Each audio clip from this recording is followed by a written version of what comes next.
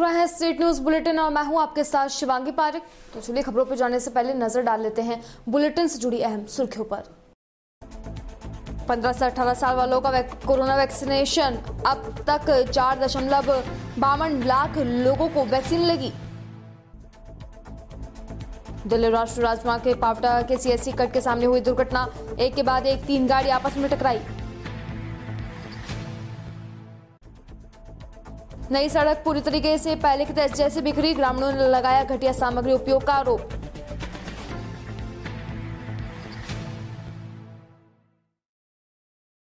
और अब खबरें विस्तार से। देश में 3 जनवरी यानी आज से 15 से 18 साल के बच्चों को कोरोना वैक्सीन लगाई जा रही है।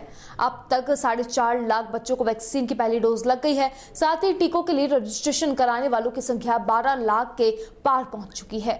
वैक्सीनेशन और रजिस्ट्रेशन की संख्या तेजी से बढ़ रही है। बच्चों की वैक्सीन के लिए रजिस्ट्रेशन प्रोग्राम शनिवार को शुरू हुआ था।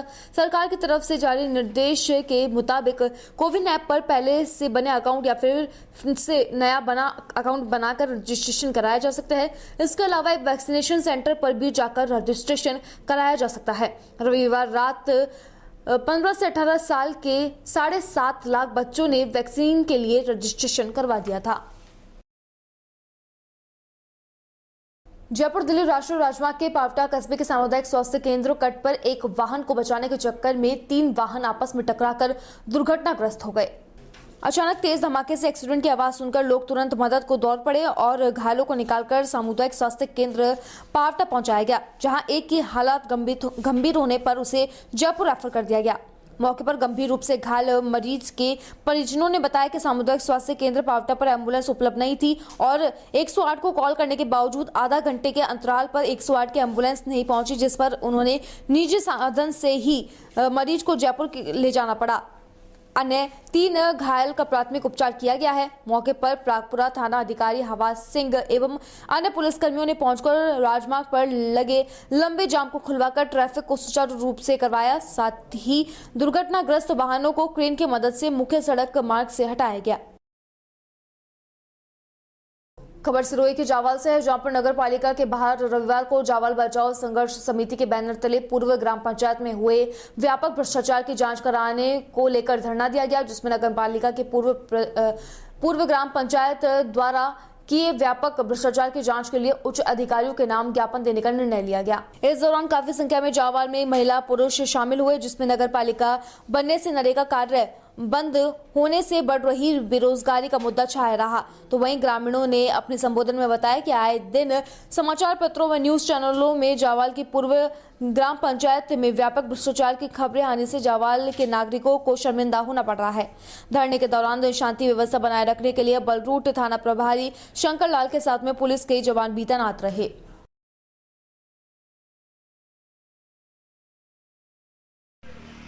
ग्राम पंचायत के बाद में नगर पालिका बनी, उसके बीच के कार्यकाल के अंदर जो ग्राम पंचायत पुरानी ग्राम पंचायत के अंदर जो व्यापक रूप से भ्रष्टाचार हुआ, जो पिछले दिनों मीडिया के माध्यम से पेपर के माध्यम से उजागर हुआ, उन मांगों को लेकर उसकी एसीबी जांच की मांग को लेकर आज ये जावल का धरना दिया गया था। इसमें मुख्य रूप से व्यापक रूप से भ्रष्टाचार की जाँच, नियम विरुद्ध जो कार्य हुए पिछली पंचायत में उसकी जाँच और रिकॉर्ड में दर्ज आम रास्तों में जो पट्टे बने पिछली पंचायतों द्वारा उसकी एसीबी से जांच और नरेगा के रोजगार को पुनः शुरू करवाने के लिए ग्राम पंचायत बनाने की मांग गांव वालों की तरफ से की गई है। ये मांग है काम की। और इंदिरा आवासों के अलावा न्यायालय के विरुद्ध जो भूखंडों के मुकदमे न्यायालय में विचाराधीन है, उसके भी पट्टे इस पूरी पंचायत में काटे गए हैं, ऐसी सूचना मिली है। उसकी भी जांच एसीबी से कराने की मांग हम गांव वालों ने की है। अभी जावल में धरना प्रदर्शन कार्यक्रम हुआ, लेकिन हम लोग इस धरना प्रदर्शन कार्यक्रम के विरुद्ध है, क्योंकि नगर पालिका में कोई भ्रष्टाचार नहीं हुआ है। जो भ्रष्टाचार हुआ है वो पंचायत समिति में हुआ है। तो हम लोगों की युवा बंधु, जो भी जितने भी युवा बंधु हैं, हम ये चाहते हैं कि इसकी जाँच हो तो 20 साल की जाँच हो, 1 साल की जाँच ना हो और 20 साल की जाँच हो और जो भी भ्रष्टाचार उनको पकड़ा जाए, ये हमारा कहना है। बस्सी में कांग्रेस के उपाध्यक्ष राजीव अरोड़ा सहित कई वरिष्ठ कांग्रेसी नेता मौजूद रहे। बस्सी के अंदर शांति गार्डन में स्वतंत्रता सेनानी पंडित नारायण साय की पुण्यतिथि मनाई गई। इस मौके पर श्रद्धांजलि सभा व कंबल वितरण कार्यक्रम आयोजित किया गया। कार्यक्रम में राजस्थान प्रदेश कांग्रेस कमेटी के उपाध्यक्ष राजीव अरोड़ा समेत वरिष्ठ कांग्रेस नेताओं ने शिरकत करी। उन्होंने स्वतंत्रता सेनानी पंडित नारायण साई की मूर्ति पर पुष्पांजलि अर्पित कर उन्हें श्रद्धांजलि दी। इसके बाद में जरूरतमंद लोगों को कंबल वितरण किए गए। इस मौके पर वक्ताओं ने स्वतंत्रता सेनानी पंडित साई की जीवनी पर प्रकाश डाला और उनके आदर्शों को आत्मसात करने की बात कही। इस दौरान कार्यकर्ताओं ने निष्ठावान कार्यकर्ताओं को संगठन व पार्टी में राजनीतिक नियुक्तियों में मौका देने के लिए सीएम के नाम अरोड़ा को ज्ञापन दिया। अरोड़ा ने सभी कार्यकर्ताओं का सम्मान करने की बात कही। इस दौरान बड़ी संख्या में कार्यकर्ता भी मौजूद रहे।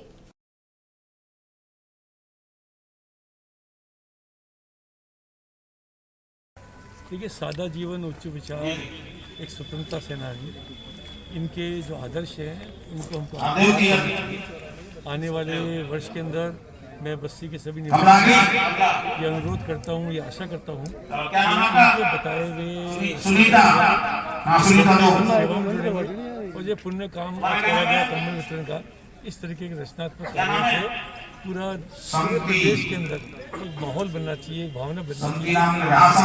कार्यकर्ता सद्भावना का सिपाही, जनता के संग जुड़ा हुआ है, जनता के सुख दुख का कांग्रेस के कार्यकर्ताओं छोटे कार्यकर्ताओं सम्मान नहीं मिल पा रहा है, उनको लेकर क्या अलग तक बात पहुंची? हजारों कार्यकर्ताओं को जिम्मेदारी दी गई है और जो बच गए हैं मेरा पूरा विश्वास है कि ये मेरे ग्रैंडफादर हैं, स्वतंत्र सेनानी रहे हैं, प्रजामंडल की स्थापना से हैं। मैं 23वीं पुण्यतिथि मना रहा हूँ, विगत 23 सालों से मना रहा हूँ, जिसमें राजस्थान सरकार के एक से एक मंत्री इसमें शिरकत कर चुके हैं और करते रहेंगे। राजीव अरोड़ा और जगदीश तिवारी इसके प्रेरणा स्रोत है और इसमें मेरा उद्देश्य रहता है कि निःशक्त गरीब जन जो हैं उनको कंबल वितरण और पोस्ट बड़ा प्रसादी, ये विगत मैं 23 साल से कर रहा हूँ। इससे ये मैसेज जाता है कि जो वास्तविक ज़मीन के धरातल से भी गिरा हुआ व्यक्ति है, जिसको कोई पूछ नहीं रहा है, उसको हम कंबल का वितरण करते हैं तो वो गेट से बाहर निकल के यही बोले कि भगवान भला करे, तो उसकी आत्मा हमको दुआ देती है। और क्या वो कहते हैं ना कि पुण्य की जड़ सदा हरी होती है। आप कह रहे हैं क्षेत्रीय विधायक, लोकल विधायक नहीं आना कार्यक्रम में, क्या कहें? क्षेत्रीय विधायक के बारे में मैं तो ये कहूँगा कि भाई वो निर्दलीय लड़ा था, फिर भी मेरी कोई इच्छा नहीं थी। मैं कांग्रेस का सिपाही हूँ विगत 29 साल से। मैंने फिर भी मेरे फादर के, मेरे ब्रदर के कहने से उनको निमंत्रित किया, ब्लॉक कांग्रेस के कहने से उनको निमंत्रित किया। भाई ठीक है, भली से अशोक गहलोत उनको गले लगा ले सरकार बचाने के लिए, लेकिन हम तो उसको आज भी निर्दलीय मानते हैं। कैबिनेट मंत्री का एक मैसेज आ रहा है कि मैं ऐसे पुण्य काम में नहीं आ रहा। एक क्षेत्रीय विधायक यहाँ घूम रहा है लेकिन आ नहीं रहा और लोगों को मिसगाइड ये और कर रहा है कि वहाँ मत जाना। क्यों? तो ऐसे एमएलए से कोई भविष्य में उम्मीद भी नहीं है हमको। रही बात विकास कार्य गिनाने की, जो उनके प्रतिद्वंदी गिना रहे थे ना काम, वो राजस्थान की एवरी कॉन्स्टिट्यूंसी में अशोक गहलोत ने दिया है और सब कॉन्स्टिट्यूंसी में काम हो रहा है। यहाँ कोई नवादा काम नहीं हुआ है। ये मेरा मैसेज है। खबर राशमी से है, जहां पर सहयोग सेवार्थ फाउंडेशन भीलवाड़ा, मरमी मातेश्वरी विकास समिति मरमी माताजी व रक्तदाता युवा टीम मरमी माताजी के संयुक्त तत्वावधान के अंदर रक्तदान शिविर मरमी माताजी मंदिर प्रांगण धर्मशाला में रविवार को आयोजित किया गया। गोपाल विजयवर्गीय ने बताया कि ग्रामीण रक्तदान जागरूकता मुहिम के तहत आयोजित शिविर में शहीद सैन्य अफसर जनरल विपिन रावत सहित सभी शहीद सैन्य अफसरों की स्मृति के अंदर युवाओं ने बढ़ चढ़कर रक्तदान किया, जिसमें 55 यूनिट रक्त एकत्रित हुआ, जहां पे राजकीय ब्लड बैंक भीलवाड़ा द्वारा किया गया। शिविर में नारी शक्ति पूजा अहिर ने प्रथम बार रक्तदान किया। शिविर का शुभारंभ मरमी माताजी को दीप प्रज्वलित कर किया गया। शिविर में आसपास के गांवों से भी रक्तदाता रक्तदान करने पहुंचे। मरमी मातेश्वरी मंदिर प्रांगण में सहयोग सेवा फाउंडेशन की रक्तदान जागरूकता मुहिम हर पंचायत रक्त पंचायत अभियान के तहत मातेश्वरी मंदिर प्रांगण में स्थित धर्मशाला में रक्तदान शिविर का आयोजन लगातार 5वें वर्ष रखा गया है। रक्तदान शिविर में आसपास के सभी गांवों में जालमपुरा, लालपुरा, मरौली एवं रासमी आदि गांवों से रक्तदाता लगातार पहुंच रहे हैं और निरंतर रक्तदान जारी है। दोपहर 1 बजे तक 40 से अधिक रक्तदाता रक्तदान कर चुके हैं और रक्तदान महादान का ये अभियान निरंतर जारी है। हम निरंतर प्रयास करते हैं ग्रामीण क्षेत्रों में रक्तदान के प्रति जागरूकता है। इसी के तहत सहयोग सेवार्थ फाउंडेशन द्वारा रक्तदाता युवा टीम मरमी मातेश्वरी विकास समिति मरमी माता जी के संयुक्त तत्वाधान में इस रक्तदान शिविर का आयोजन रखा गया है। और इस रक्तदान से जागरूकता से ग्रामीण क्षेत्रों में रक्तदान की एक नई क्रांति पैदा हो रही है। दूर दूर से ग्रामीण क्षेत्रों से रक्तदाता मातेश्वरी प्रांगण में रक्तदान करने पहुंच रहे हैं।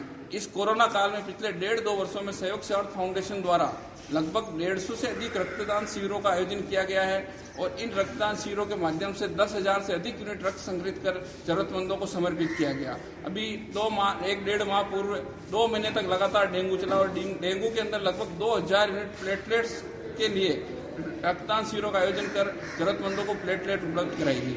हम रक्तदान के प्रति हमारे समर्पित सभी कार्यकर्ताओं का हृदय से आभार व्यक्त करते हैं जो भिलवाड़ा एवं चित्तौड़ जिले में फैले हुए हैं। उन सभी रक्तदाताओं का भी अभिनंदन करते हैं जो सहयोग सेवार्थ फाउंडेशन में भरोसा जताकर निरंतर और नियमित रक्तदान करने पहुंचते हैं और अपने नजदीकी मित्रों, साथियों और सहयोगियों को सभी को रक्तदान के लिए प्रेरित करते हैं। शोपुरा कस्बे के गांव रजासर से गुजरती हुई बिरवाना से होती हुई विजयनगर तक बनने वाली लगभग 38 किलोमीटर सड़क पूरी तरीके से बनने से पहले ही बिखरने लगी है।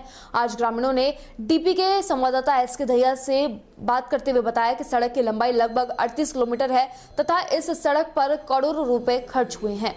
ग्रामीणों ने सड़क पर बिछे हुए सामान को दिखाते हुए बताया कि सड़क निर्माण में प्रयुक्त होने वाली सामग्री बेहद घटिया है। आगे आगे सड़क बन रही है जबकि पीछे पीछे उखड़ती जा रही है।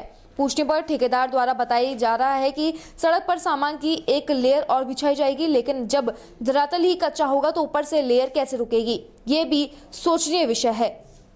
ग्रामीण सड़क बनाने का पुरजोर विरोध कर रहे हैं, लेकिन आज तक सड़क महकमे के भी कोई भी अधिकारी ये देखने नहीं आया कि सड़क कैसी बन रही है। ग्रामीण हंसराज, रामकुमार आदि ने बताया कि काफी संघर्ष के बाद में सड़क बननी शुरू हुई है, लेकिन वो भी ज्यादा दिन नहीं टिकेगी और जल्दी ये सड़क गड्ढों के अंदर तब्दील हो जाएगी। ग्रामीणों, जनप्रतिनिधियों तथा सड़क महकमे के अधिकारियों से मांग की गई है कि वे मौके पर आए तथा सड़क का जायजा ले व ठेकेदार पर सख्त कार्रवाई कर तथा सड़क पर गुणवत्ता वाली सामग्री लगवाए ताकि सड़क लंबे समय तक चल सके। यदि अधिकारियों ने इस पर ध्यान नहीं दिया तो ग्रामीण मजबूरन सड़क निर्माण कार्य को बंद करवा देंगे।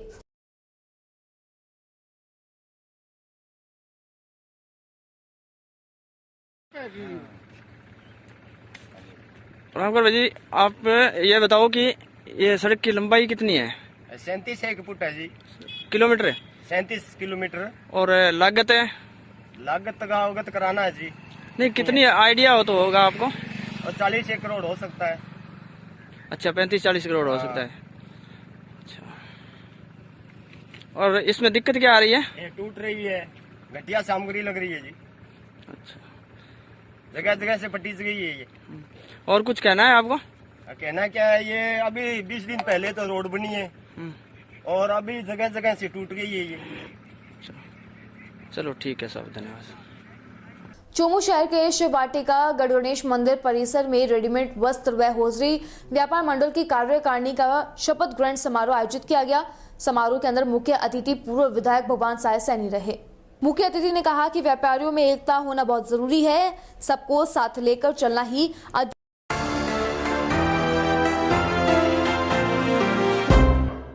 नमस्कार, आप प्रदेशवासियों की स्वास्थ्य रक्षा तथा औषधीय पौधों के संरक्षण एवं संवर्धन की मुख्यमंत्री किसान मित्र ऊर्जा योजना।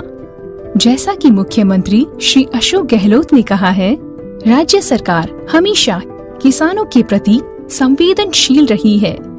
मुख्यमंत्री किसान मित्र ऊर्जा योजना राजस्थान सरकार की इसी प्रतिबद्धता का अभूतपूर्व उदाहरण है।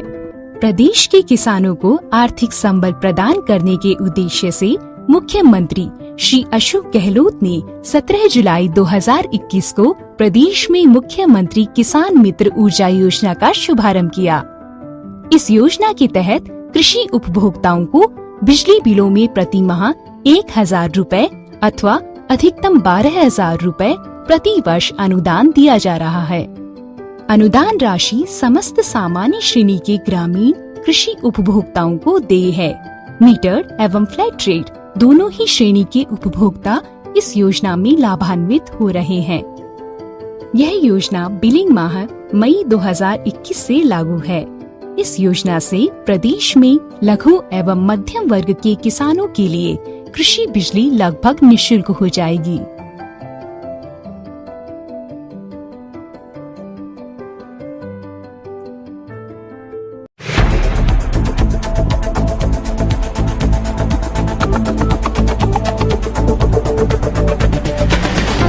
नमस्कार, आप देख रहे हैं स्टेट न्यूज बुलेटिन और मैं हूं आपके साथ शिवांगी पारिक। तो चलिए खबरों पर जाने से पहले नजर डाल लेते हैं बुलेटिन से जुड़ी अहम सुर्खियों पर।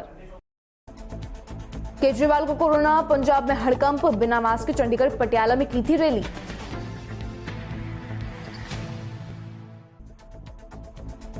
राजस्थान में गहलोत सरकार की बड़ी नाकामी आई सामने, यूरिया की कमी के चलते किसानों में मचा हाहाकार।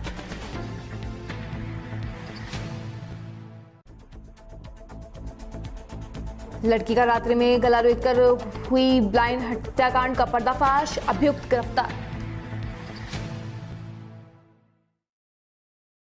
और अब खबरें विस्तार से।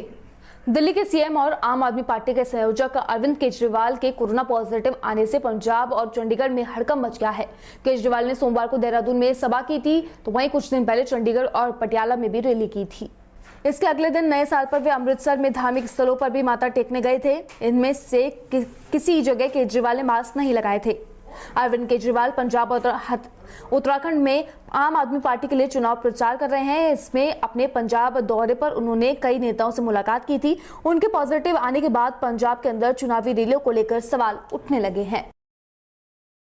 राजस्थान में किसानों में बड़ी बड़ी बातें करने वाले अशोक गहलोत सरकार किसानों को यूरिया खाद की आपूर्ति करने में फेल हो चुकी है। राजस्थान के श्रीगंगानगर और हनुमानगढ़ जिले में हालात ये हो चुके हैं कि यूरिया खाद के लिए किसानों को रात भर अब जागना पड़ रहा है।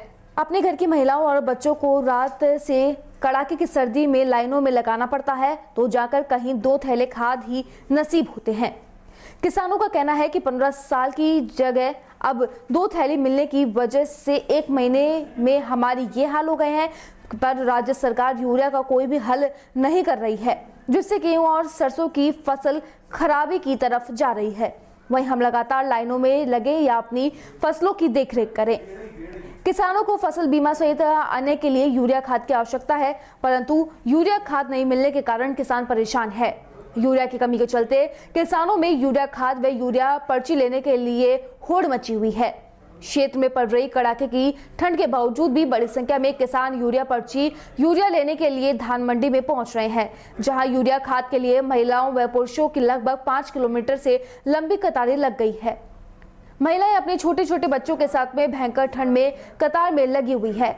यूरिया खाद के लिए बड़ी संख्या में पहुंचे किसानों को व्यवस्था को देखते हुए मौके पर पुलिस के जवान को भी तैनात किया गया है, परंतु इन सब के बाद भी किसान यूरिया के लिए हाहाकार मचा हुआ है। बीते दिनों किसानों की ओर से यूरिया खाद उपलब्ध करवाने की मांग को लेकर प्रदर्शन भी किया गया था। ऐसे में अब यूरिया खाद की पर्ची है और यूरिया खाद लेने के लिए भयंकर ठंड के दौर में किसानों की लंबी कतारें लगी हुई है। जी किस वास्ते लेना ते लगे हो? खाद नहीं मिलती सानू सरकार दे हुंदे होया ਅਸੀਂ ਸਵੇਰ ਦੀਆਂ ਬੱਚੇ ਘਰੇ ਛੱਡ ਕੇ 4 ਵਜੇ ਤੋਂ ਆਣ ਕੇ ਖੁਦ ਲੈਣਾ ਚ ਲੱਗੀਆਂ ਹੋਈਆਂ ਬੰਦਿਆਂ ਦੇ ਨਾਲ ਸਾਡਿਆਂ ਦੇ। ਕੀ ਰੀਜਨ ਹੈ ਜਿਹੜੇ ਖਾਦ ਮਿਲ ਨਹੀਂ ਰਹੀ?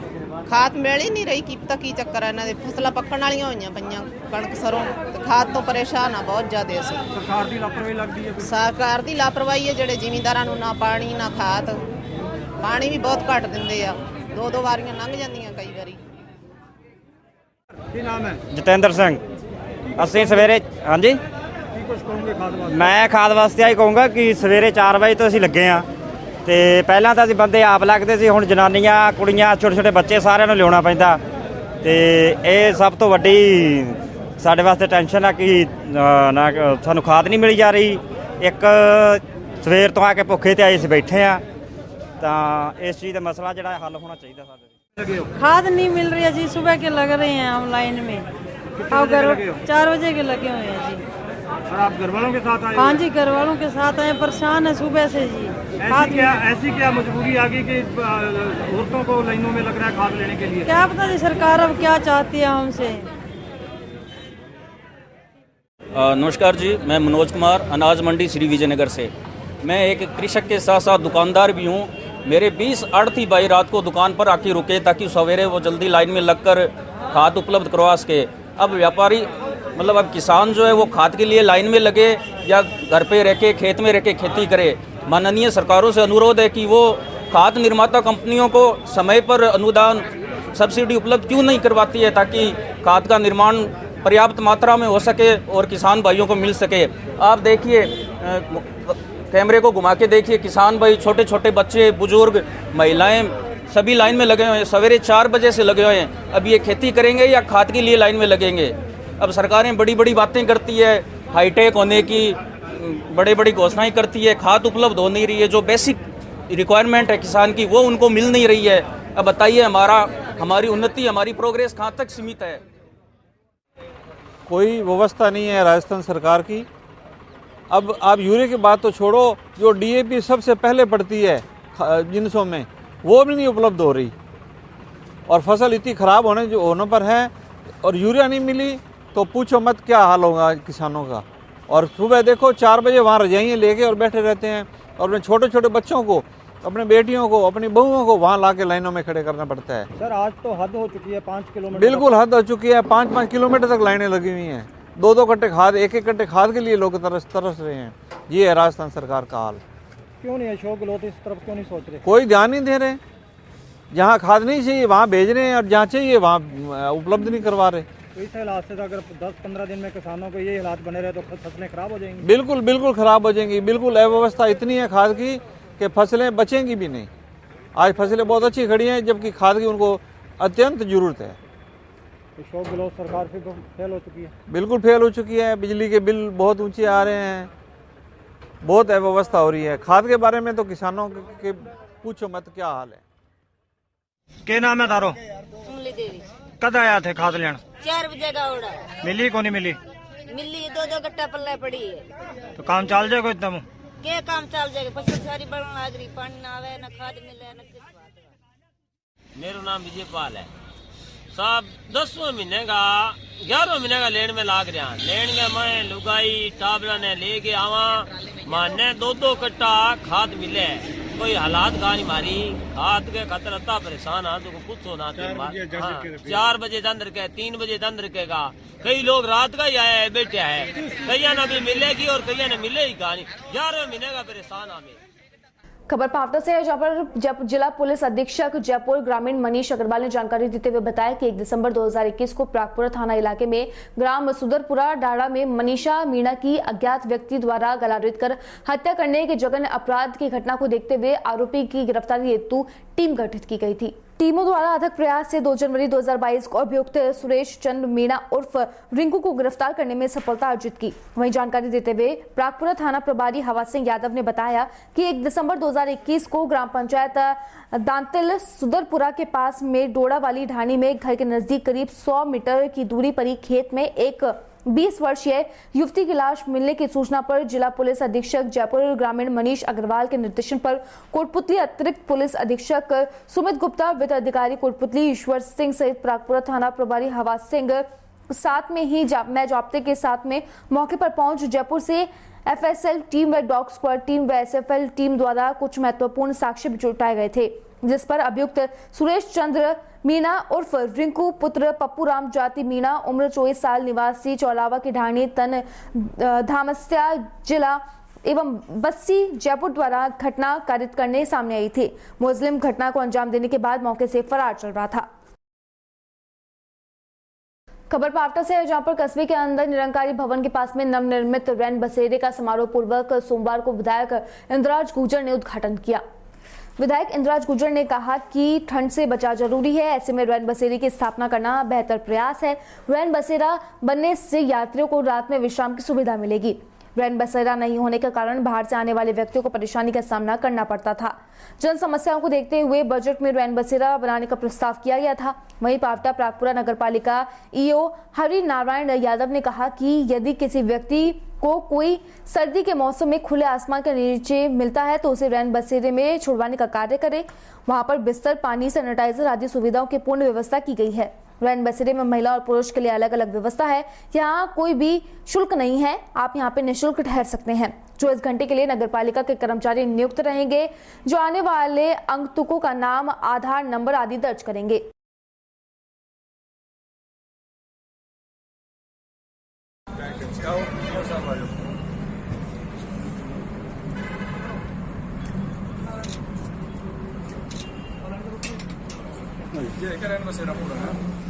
ये ठीक बनाया है। ये पुरुषों के लिए सर, लेडीज का उधर है। अच्छा है, अच्छा दो पोर्शन है सेपरेट। बाथरूम वगैरह, बाथरूम का अपन वो एक बार तो वो मंगा रहे हैं साफरा से, और फिर अपना खुद का वो शौचालय और नए वो रखेंगे बाथरूम दोनों का। वो करके जल्दी उसकी व्यवस्था भी कल शौचालय मंगा दिया, साफरा से आ रहा है। बेचारी दिखारी रात को तुमसे बाकी सो तो जाए वो तो खैर चलो थार के अंदर कुछ भगवान है बढ़िया अच्छी जगह है सोने पर बेचारे बेसिकली अपना ऐसा करेंगे वो मैं रसोई देख के आया। राजधानी जयपुर के अंदर हिंदू मुस्लिम सामाजिक एकता उप समिति द्वारा भट्टा बस्ती थाने में हिंदू मुस्लिम एकता का कार्यक्रम रखा गया। नशे के विरुद्ध क्लीन स्वीप के तहत अभियान शुरू करने का संकल्प लिया गया। भट्टा बस्ती थाने के अंदर नववर्ष समारोह का भी आयोजन किया गया। हिंदू मुस्लिम एकता उप समिति का गठन भी किया गया। समिति का मकसद हिंदू मुस्लिम भाईचारे को बढ़ावा देना, समाज को बुराई व अपराध नशा मुक्ति बनाना है। यह एक बहुत अच्छी पहल है। इस पहल में जयपुर के वरिष्ठ अधिकारी, माणक चौक एसीपी शास्त्री नगर, एसीपी भट्टा बस्ती थाना, एसएचओ शास्त्री नगर थाना अधिकारी, एसएचओ विद्याधर थाना एसएचओ और भी बहुत से वरिष्ठ नागरिकों की मौजूदगी में यह प्रोग्राम आयोजित किया गया है। सभी अतिथियों को साफा में माला पहनाकर सम्मानित किया गया व नव वर्ष की शुभकामनाएं दी गई। संवाददाता वकील खान से एसीपी शास्त्री नगर महेंद्र गुप्ता ने भी बातचीत की।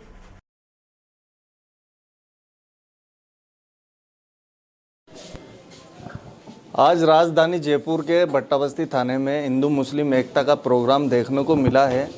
हमारे साथ खास बातचीत के लिए मौजूद है एसीपी शास्त्री नगर महेंद्र गुप्ता जी। हम बात करेंगे आज के प्रोग्राम में क्या क्या एजेंडा रहा है, क्या हिंदू मुस्लिम एकता की मिसाल पेश कायम देखने को मिलेगी। बात करेंगे महेंद्र गुप्ता जी से। सर, आज का जो प्रोग्राम हिंदू मुस्लिम एकता को लेकर किया गया है, इस पर क्या कहना चाहेंगे? आज हिंदू मुस्लिम एकता समिति का आयोजन एसएचओ साहब भट्टा बस्ती के तत्वाधान में आयोजित किया गया। इसमें मुख्य रूप से हिंदू मुस्लिम एकता की बातें हुई, साथ ही साथ मोस्ट ऑफ ये क्लीन स्वीप जो मतलब नशा के आदी लोग हैं उसको कैसे समाप्त किया जाए, उस बारे में भी गहन चिंतन मनन किया गया। हम सोचते हैं कि और हिंदू मुस्लिम एकता समिति ने जो मेन शास्त्री नगर एरिया में देखती है उसने भी निर्णय किया कि एक उप समिति का गठन भट्टा बस्ती एरिया में किया जाए, जिससे भाईचारा हिंदू मुसलमान के बीच बने, साथ ही साथ अगर कोई समस्या हो तो उसका निस्तारण प्रॉपर सुचारू रूप से हो सके। सर, देखने में आता है लगातार भट्टा बस्ती थाना कार्रवाई करता हुआ नज़र आ रहा है और डीपी की न्यूज़ इसको प्रकाशित करता है। इस पे क्या कहना चाहोगे? भट्टा बस्ती थाने की भी अहम भूमिका रहती है, लगातार कार्रवाई कर रही है नशे के विरुद्ध। ये कहना बिल्कुल सही है। मैंने अभी ज्वाइन किया, लेकिन मैंने जो आंकड़े देखे हैं उस आधार पर करीब 700 लोग इन्होंने अरेस्ट किए हैं पिछले साल भर में, और 500 सिर्फ नशा करने वाले लोग हैं जो नशा करते हैं। तो बड़े इफेक्टिव एक्शन हो रहा है और अगर सबका साथ रहा तो इस समस्या को जड़मूल से समाप्त करने का प्रयास करेंगे। Thank you. सर, आपकी पूर्व में जयपुर शहर के अंदर काफ़ी सर्विस दी है आपने आपके कार्यकाल में। नए साल में आपकी तरफ से आपके एरिया में क्या प्राथमिकता रहेगी? मेरी प्राथमिकता यही है कि पहले तो जो हिंदू मुसलमान की जो एकता है वो भाईचारा बना रहे। दूसरा ये जो नशा मुक्ति वाला है तो नशे के खिलाफ एक्शन हो, और क्राइम का जो प्रिवेंशन और डिटेक्शन का काम है वो उत्तम तरीके से पूरे एरिया में हो सके। ये थे हमारे साथ में Mahendra Gupta ji, ACP Shastri Nagar.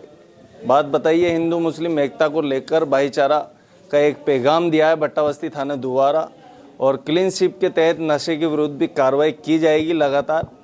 Camera person Aleem के साथ टीपी की न्यूज़ जयपुर से वकील। बारा के छिपाबड़ौद के अंदर भाजपा के वरिष्ठ नेता उपेंद्र शर्मा ने आधा दर्जन से अधिक गांवों का दौरा कर आमजन के समस्याओं को सुना। साथ ही पंचायती राज चुनाव में भाजपा को बहुमत मिलने पर लोगों का आभार जताया। जिला मुख्य चुनाव में हुई क्रॉस वोटिंग को लेकर हर जगह गांव के अंदर ग्रामीणों का गुस्सा देखने को मिला। ग्रामीणों का कहना है कि दोनों पार्टी के नेता मिली भगत पर क्रॉस वोटिंग कर रहे थे, जो कि सही नहीं है। हम इसका विरोध करते हैं और आने वाले समय में विधानसभा चुनाव में दोनों को इसके परिणाम भुगतने पड़ेंगे। जयपुर से है, जहां पर अतिरिक्त पुलिस आयुक्त हैदर अली एवं अतिरिक्त पुलिस उपायुक्त सुनीता मीणा ने संपर्क सभा ली, जहां पर नए साल पर नए सिस्टम के साथ में फील्ड में निर्भया स्क्वाड टीम उतरेगी। साथ ही महिलाओं से छेड़खानी करने वाले असामाजिक तत्वों, महिलाओं के विरुद्ध घरेलू हिंसा करने वाले लोगों के खिलाफ जीरो टॉलरेंस पर कार्रवाई होगी। स्मार्ट कॉप बॉबी पुलिस की तरह जयपुर की निर्भया स्क्वाड टीम भी काम करेगी। वहीं हैदर अली ने मौजूदगी के अंदर महिला पुलिस कर्मियों को भी नव वर्ष की बधाई दी। प्रदेश में कोरोना के बढ़ते प्रभाव को देखते हुए राज्य सरकार गंभीर है, जिसके तहत नई गाइडलाइन जारी करके सख्ती भी की जा रही है ताकि कोरोना के बढ़ते मामले रुक सके। इसी बीच सिरोही पुलिस अधीक्षक धर्मेंद्र सिंह ने सिरोही वासियों से कोरोना गाइडलाइन की पालना करने का भी आग्रह किया है। साथ ही एसपी यादव ने हिदायत देते हुए आमजन को चेताया भी है कि यदि बिना मास्क व सोशल डिस्टेंसिंग के व नियमों की अवहेलना की गई और नजर आए तो पुलिस द्वारा सख्त कार्रवाई करते हुए चालान काटे जाएंगे। वहीं नाइट कर्फ्यू की पालना न करने वालों पर भी कार्रवाई की जाएगी। पुलिस समय समय पर निरंतर चेकिंग भी करेगी।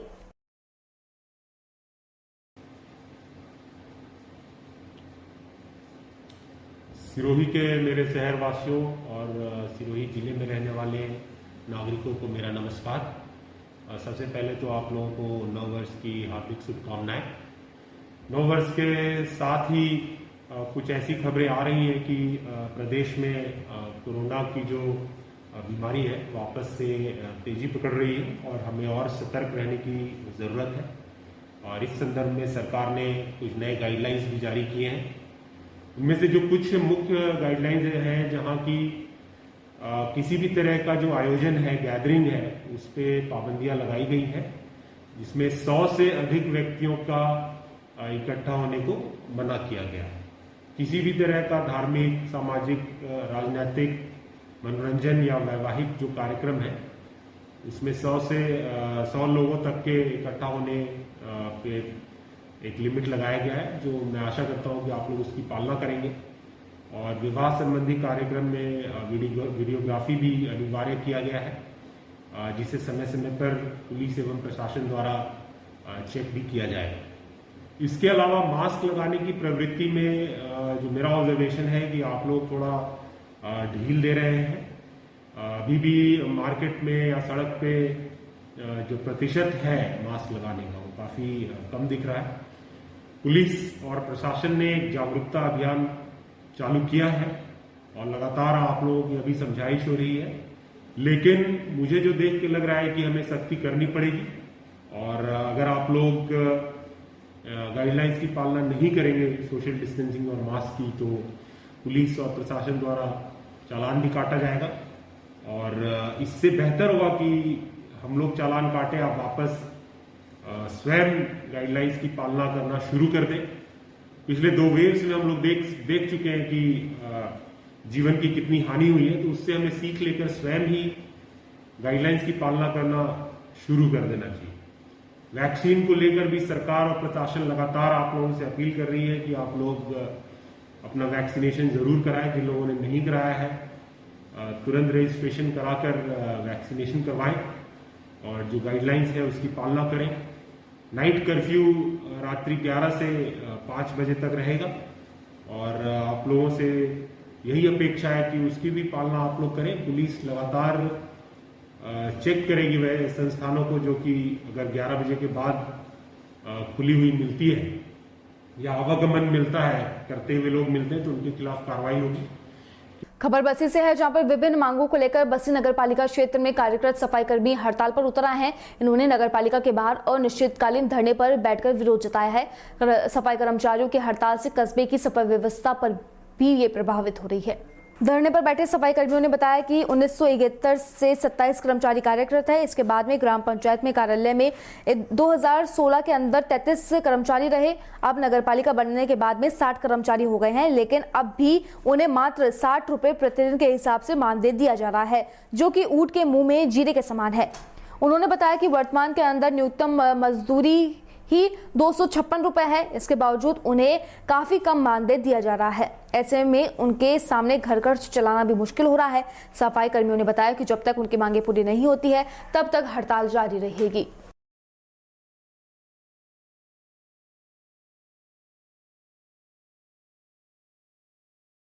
हमारा वेतन श्रृंखला बढ़ाई जाए और इनको स्थायी रूप से किया जाए। 9 महीने हो गए नगर पालिका बने हुए, 1991 के कर्मचारी हैं, इनको 31 साल हो गई काम करते हुए और हमारे कोई सुनने वाला नहीं है। विधायक साहब को भी लेटर दे चुके, एसडीएम साहब को भी लेटर दे चुके, गांव वालों को भी लेटर दे चुके और हमारे बारे में कोई सोचने वाला नहीं है। इसलिए हम हड़ताल कर रहे हैं। कितनी सैलरी मिलती है आपको? 60 रुपये प्रति रोज के हिसाब से 1800 रुपये महीने के। तो 1800 रुपये में आपके परिवार का कैसा गुजारा चलेगा सर? बिल्कुल गुजारा नहीं हो रहा है, कर्जे में डूब रहे हैं, दूध की थैली भी नहीं आती है, ऐसा मान लो आप। सरकार भी नहीं सुन रही है हमारी। कई दफे सरकार के पास भी जाया है, ज्ञापन भी दिया है, लेटरबाजी भी हो गई। पहले भी हड़तालें हुई थी, पहले ग्राम पंचायत थी, अब नगर पालिका हो गई और नगर पालिका हुए 9 महीने हो गए। 9 महीने के अंदर अभी भी कोई सुनाई नहीं हो रही है हमारी। आपका शुभ नाम? कजोड़ मलबा बेरवाल। हमारी सैलरी बढ़ाना चाहते हैं और सैलरी में ना 60 रुपये में कुछ भी नहीं होता है। हमारे बच्चे पढ़ रहे नहीं, लिख रहे नहीं, हम क्या कर सके? इसमें सब्जी भी नहीं आती है, नहीं दूध की थैली आती है, क्या करें? इस कारण से हम स्ट्राइक पे बैठे हैं। 9 महीने हो गए नगर पालिका हो गए, हमारी सुनाई नहीं हो रही, कुछ भी नहीं हो रही सुनाई। तो कम से कम नहीं तो हमें 300 रुपये तो मिले ना। हाँ जी, 60 रुपये में क्या खाए? 60 रुपये में कुछ भी नहीं होता है। ये हमारी मांग है, ये हमारी मांग पूरी। हमारे बच्चे उनका कुछ भी नहीं, बहुत से बढ़ रहे, कुछ पढ़ा रहे नहीं, लिखा रहे नहीं, इसलिए हम मांग पूरी करें। जब तक आपकी मांगे पूरी नहीं होगी तब तक आप अनिश्चितकालीन हड़ताल पर ही रहेंगे क्या? जब तक हमारी मांगे नहीं पूरी होगी, जब तक हम धरने पे रहेंगे, जब तक उठेंगे नहीं हम। आपका शुभ नाम? गीता देवी। आपका? संतोष देवी, प्रिया देवी, पूजा देवी। सूरतगढ़ क्षेत्र की ग्राम पंचायत सरदारपुरा खड़ता में साइकिल वितरण सत्र 2020-21 के कुल 15 छात्राओं व सत्र 2021-22 की 15 छात्राओं को साइकिल वितरण की गई। मौके पर सरपंच सुनील सहारण, प्रधानाचार्य दयानंद तंवर, महावीर स्वामी, दिलीप पूनिया, रेणुका नागपाल, सुशील कुमार व ग्रामवासी व विद्यालय का समस्त स्टाफ भी मौजूद था। रावला मंडी में सिखों के 10वें गुरु गोविंद सिंह जी के प्रकाश पर्व पर धूमधाम से नगर के अंदर कीर्तन निकाला गया, जिसमें गुरु की महिमा का गुणगान किया गया। युवाओं ने नगर कीर्तन में अनेक करतब दिखाकर सभी को रोमांचक कर दिया। जगह जगह पर नगर कीर्तन का जोरदार स्वागत किया गया। नगर कीर्तन गुरुद्वारा श्री गुरु सिंह सभा रावला मंडी से शुरू हुआ। इसमें सबसे आगे पंज प्यारे शामिल थे।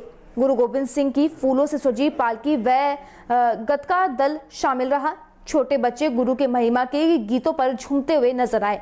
अखाड़े में युवाओं ने अनेक करतब दिखाए। युवाओं ने अपनी पीठ पर नारियल रखकर उसे तलवार से कटवाया। मिट्टी के बर्तन तलवार से फोड़ने के भी करतब दिखाए। सूरतगढ़ थलमल के निकटवर्ती ग्राम पंचायत भोजेवाला राजकीय उच्च माध्यमिक विद्यालय में प्रधानाचार्य महेश प्रताप सिंह सेवदा की अध्यक्षता के अंदर निःशुल्क साइकिल वितरण कार्यक्रम का आयोजित किया गया। सत्र 2020-21 में कक्षा 9 में अध्ययनरत कर रही तथा सत्र 2021-22 कक्षा के अंदर 9 के अंदर अध्ययनरत छात्रों को निःशुल्क साइकिल वितरण की गई।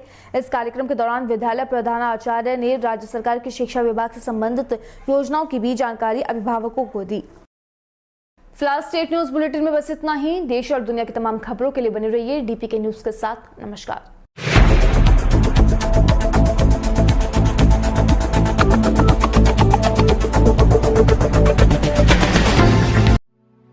प्रदेशवासियों